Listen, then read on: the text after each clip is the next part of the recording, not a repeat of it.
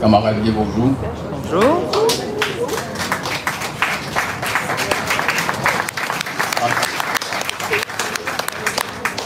À Tévelé, 10 heures. Avant de monter pour venir ici, en tout cas, regarder les différents documents que le dossier là, ça permet de rassembler. Et il y a un qui frappe moi particulièrement, c'était un document à professeur de médecine, qui est également professeur de droit, tout cas qui a fait droit, et qui était qu'à parler de la conscience du peuple et de la conscience des sociétés. Et il était qu'à dire, par rapport au Covid-19, les mondes qui osaient rentrer en résistance, et les mondes qui osaient affronter les pouvoirs publics, les mondes qui fait preuve de capacité d'indignation, c'est yo qui a représenté le peuple.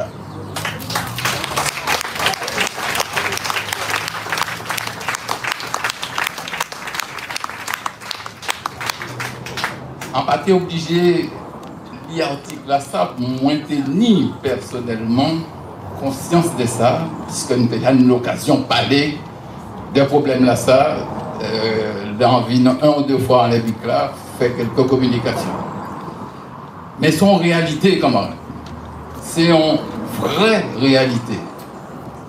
Et les mondes qui ont résisté toujours, après plus d'1 an, dans des conditions qui sont des conditions dramatiques, c'est eux qui peut réclamer eux d'être meilleurs timons à Pep Guadeloupe.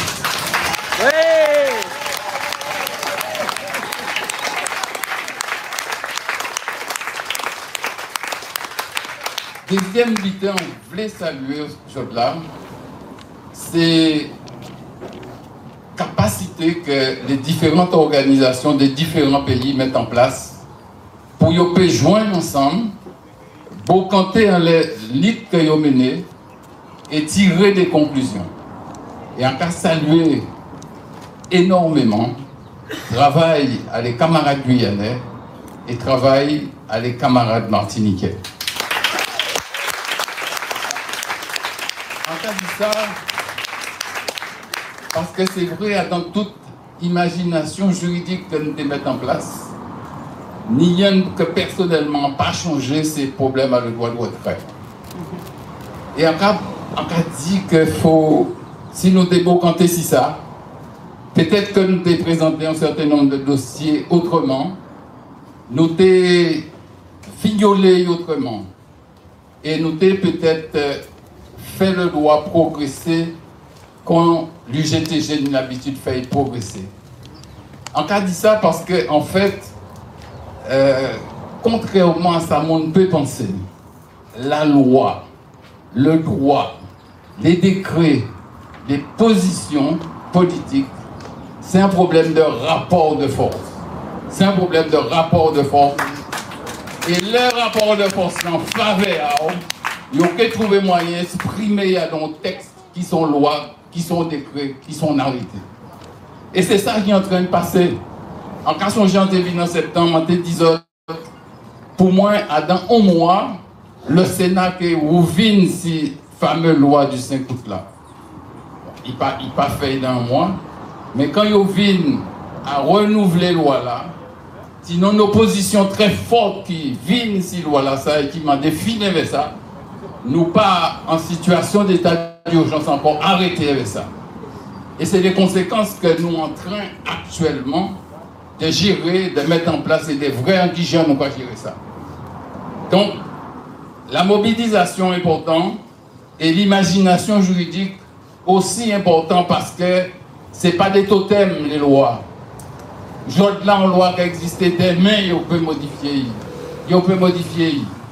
Et en cas de faire changer, que le gouvernement mette en place un système qui empêchait à un moment donné que l'Assemblée nationale votait arrêt à les suspensions, parce qu'à dans une niche législative, si on voit que ça comme ça, n'a pas moins crié, il y a mis un texte qui était dit qu'à partir du mois d'octobre, il y aura fini avec ça.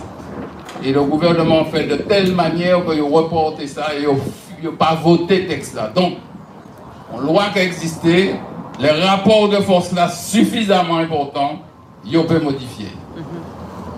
Troisième mi-temps, je voulais dire autres camarades là, c'est quand on a salué courage à mettre la balle qui côté moins. Non, non, on a dit ça à part la terre à la télé. Oui. À part mon Oui. Pour un jeune confrère comme ça a subi tant de tribulations, c'est que vraiment il a senti qu'il a piqué. Ouais.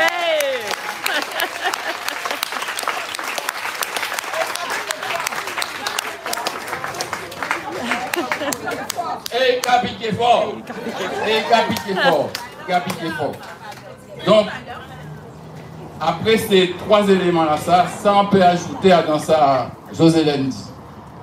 Premier litin, quand tu as dit là, c'est la lutte qui paye. Et moi, quand je retiens la fameuse décision là que nous trappons devant le tribunal administratif là, qui sont des décisions, on dit, monumentales et historiques, parce qu'il a posé deux problèmes. Il a dit d'une part que l'UGTG, à travers syndicats qui est affilié à l'UTS, les droits interviennent en les tout ça qui a concerné la santé en Guadeloupe. Premier point. Deuxième point, il a dit l'UGTG représentatif du peuple guadeloupéen. Et pour mon attaquer ça. Ça veut dire, là, camarades, qu'à force de lutter, ils ont créé un instrument que la loi française était obligée de reconnaître dans plus haute juridiction. Oui. Et instrument de protection là, ça, il ne peut pas faire rien contre lui. Sauf, bien évidemment, si il arrive, parce que ça qu'a fait aussi, monter un certain nombre de complots, il faut nous faire attention ces jours-là au complot. Monter un certain nombre de complots pour dire qu'il vient illégal et il va dissoudre. Mais à l'heure actuelle, son butin qui est essentiel, c'est un instrument de lutte, parce que quand on a regardé ce qu'a fait alentour de nous, les différents instruments de lutte que le peuple guadeloupéen est très limité, et celle-là qui est capable, pour l'instant, de foutre un bon coup de poing, et c'est symbole à l'UGTG, eh bien c'est l'UGTG.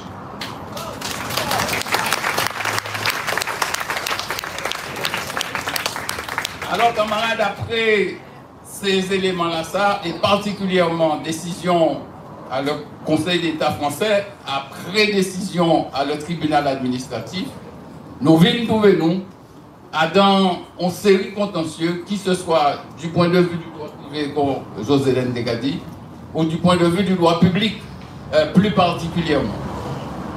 Nous déposer, en tout cas, cabinet, moi déposé plus de 300 recours devant le tribunal administratif.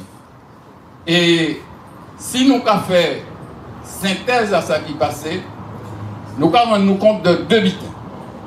Premier bitin, c'est que le gouvernement français préparait une parade à attaquant que nous devons mettre en place là. Il préparait. Parce qu'on a toute une série de décisions qui ont dit exactement le même bitin là. C'est Fort Amouna qui mettait dans cette situation là ça et il panique doit venir réclamer. Nous trouvons le moyen de passer si deux situations qui étaient des situations incontournables. Premièrement, les gens qui étaient en situation de maladie. Ça, manifestement, il n'y a pas été fait autrement de constater qu'on ne peut pas suspendre un monde qui est en maladie. Et deuxièmement, paquet de complot là, qui a dirigé les différents hôpitaux, ils ne pas même savent qu'ils ne peuvent pas prendre des décisions qui rétroactives. Et nous rentrons dans ça, et c'est là que nous gagnons un certain nombre de procès. C'est là que nous gagnons un certain nombre de procès. Mais quand on regarde, d'une manière générale, même si nous réussissons à peu près entre 10 et 15% de recours positifs, pour l'essentiel, ils ont attendus nos tournants et ils ont rejeté ces recours-là. Mais ça n'a pas fait nous perdre la carte. Nous avons un appel. Et Nous on appelle à l'heure actuelle les situations juridiques là, pas même là. Parce que monde commence à parler, scientifiques commencent à chercher, et politique même, politique, 40 compte, une des trois qui, en peu que dit honnête, mais une des trois qui ouvre et qui 40 compte qu'à un moment donné, ils manipulent. Et de plus en plus, on va faire ça. Et on va trembler. Et de plus en plus, on va faire ça. Donc, comme les affaires pour qu'on passe en appel, il ne faut pas nous désespérer non plus. Il ne faut pas nous non plus penser que tout le bien est marché. Mais il ne faut pas nous désespérer. Parce que, contre Cadizot, le droit pas conscience exacte. Le droit, c'est expression à un moment donné, dans une société donnée, en rapport de force.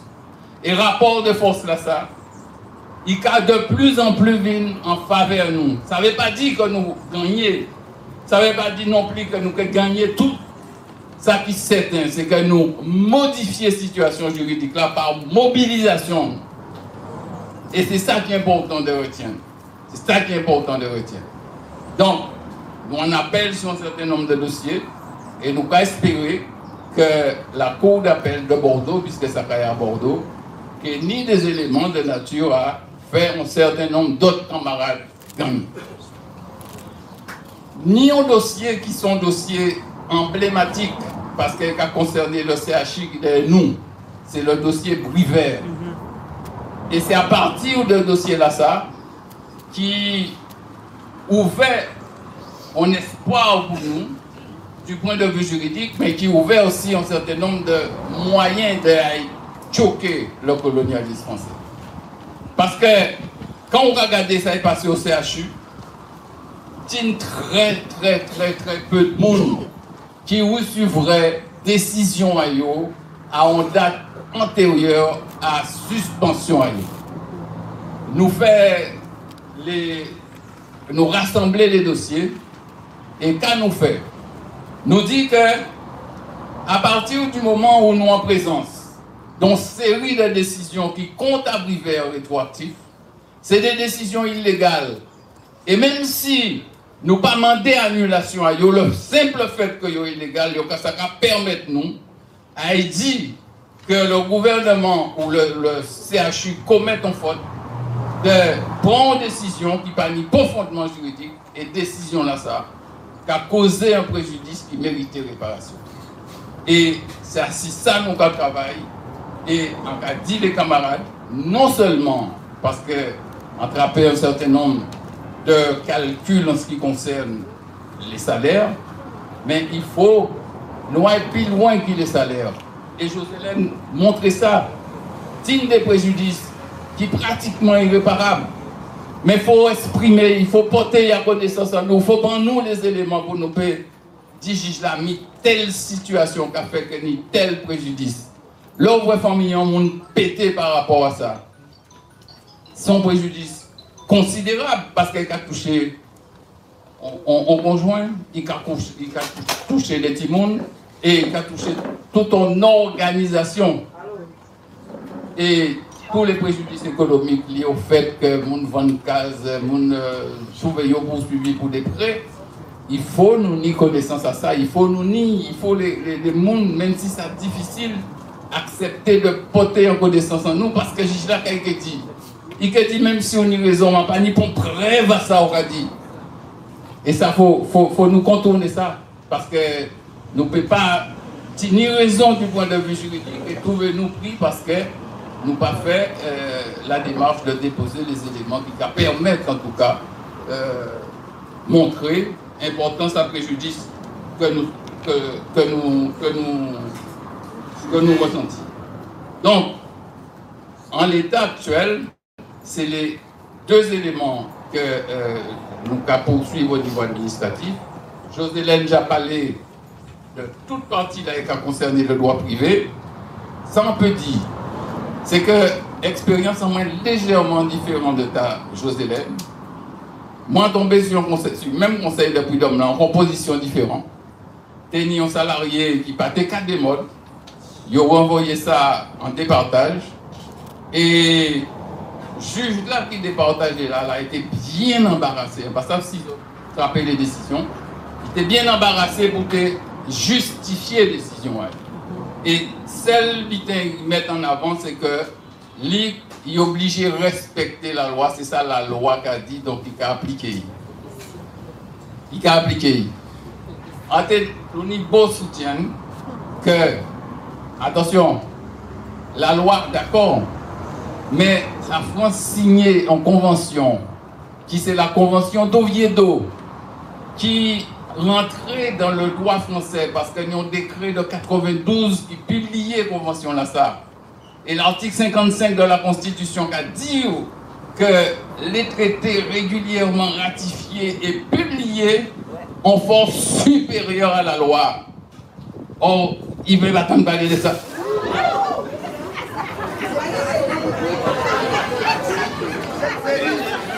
Alors, on va rappeler, du point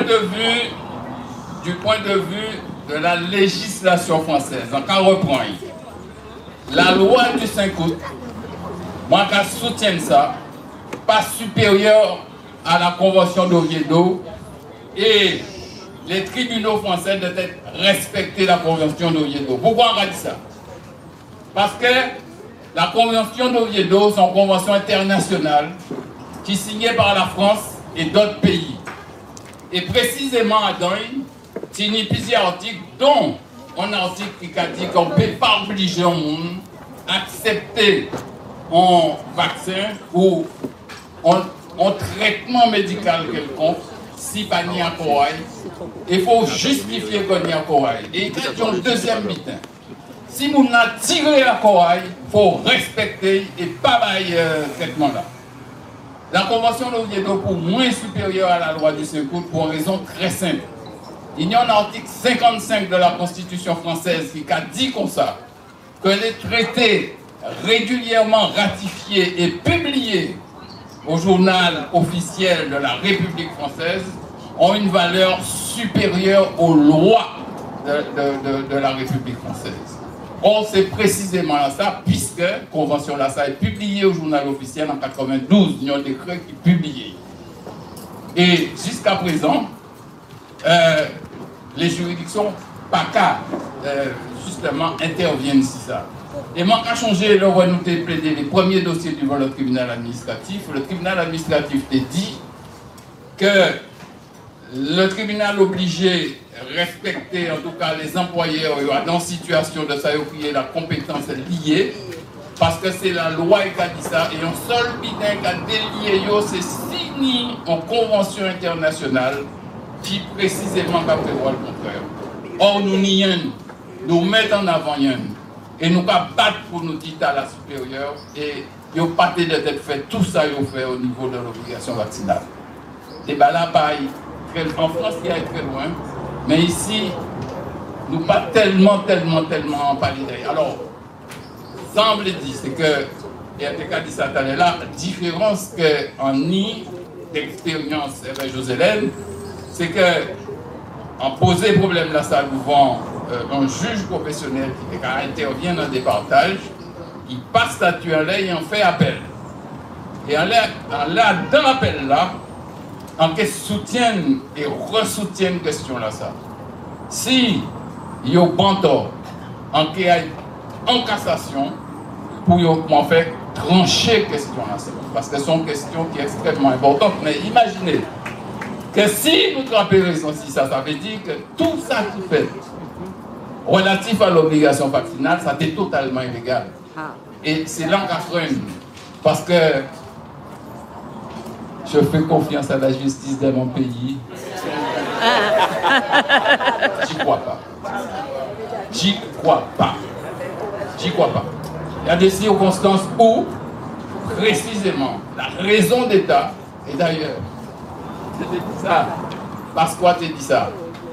Parce quoi tu dis ça? La démocratie doit céder devant la raison d'État. La raison d'État tellement fort en moment que, précisément, les juges capuchés. Les juges capuchés. Bien. Alors, dernier bitan, je voulais rapidement évoquer nous autres. c'est problème à la rupture conventionnelle. La rupture conventionnelle est introduite dans le droit public français très récemment. Nous avons l'eau connaissance en qui j'en sais fait, quand les tribunaux j'ai précisé ça. Mais ça qui est certain, c'est que le gouvernement français varie en l'air pour dire comme ça que il y a proposé un certain nombre de monde qui a trouvé dans une situation juridique de suspendu, de fonds rupture conventionnelle moyennant une indemnisation. Et indemnisation là, ça a sorti changé parce qu'il y a un décret du 18 février qui est publié, je crois, le 20 au journal officiel et qui a modifié la méthode de calcul de l'indemnisation de la rupture conventionnelle. Mais il ne faut pas nous rester pris dans ça. Il ne faut pas nous rester pris dans ça. Et Josélène parlait de ça tout à l'heure. Son manière de casser ce mouvement-là et de faire en sorte que, précisément, tout combat que ont mené, après ça, ils ont dit, mais nous baillons l'argent, ils ont fait médias là. Voilà, exactement. Ça, bravo. Nous ne pouvons pas accepter. Nous ne pouvons pas accepter ça. Parce que, moi, je regarde seulement, hein, depuis tant, depuis juillet, Zokagoumé, et Zokagoumé pour une cause qui est juste. Et ils voulaient faire comprendre que pour 50, 60 000 euros, ils ont laissé bien la tomber et passer, il n'y a plus rien à voir. Moi, on a dit, ils n'ont jamais prisé nous, mais Tala, il part acceptable. Il part acceptable parce qu'il a oublié. Il a oublié, on a dit tout à l'heure là, que c'est le meilleur produit à peuple français qui s'y est là. Et que ne peut pas jouer avec conscience à eux. Ça n'est pas possible. Eh bien, camarades, c'est sans les autres. En cas des autres, continuez le combat là. Kembe, force surtout, parce que tout ça nous dit comme information qui permet de nous penser que pas de monde, pas de pas. Force!